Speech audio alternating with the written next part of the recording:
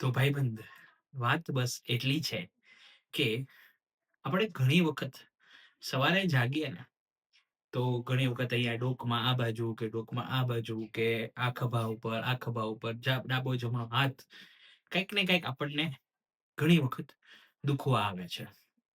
એનું કારણ શું હોય? આપણે કોઈ મોટાને પૂછીએ ને તો એ શું કે શું આ ફેર થઈ ગયું હશે? અત્યારે જીવનમાં પણ આપણને આવું જ કંઈક છે ને. અહીંયા દુખે છે, ત્યાં દુખે છે, આ તકલીફ છે, તે તકલીફ છે. તો અર્થ શું થયો? કે જીવન જીવવામાં કંઈક આપણે ફેર પડી ગયો છે. તો એ આપણને સૂવામાં ફેર પડી જાય ત્યારે આપણે મટાડવું હોય ત્યારે શું કરીએ છીએ? સીધા સૂઈ જઈએ છીએ ને. તો જીવનમાં પણ આવી બધી તકલીફોને દૂર કરવી હોય તો શું કરવું પડે? જીવન વ્યવસ્થિત સીધું જીવવું પડે ને. અઘરું છે પણ ટ્રાય કરવા જેવું ખરું.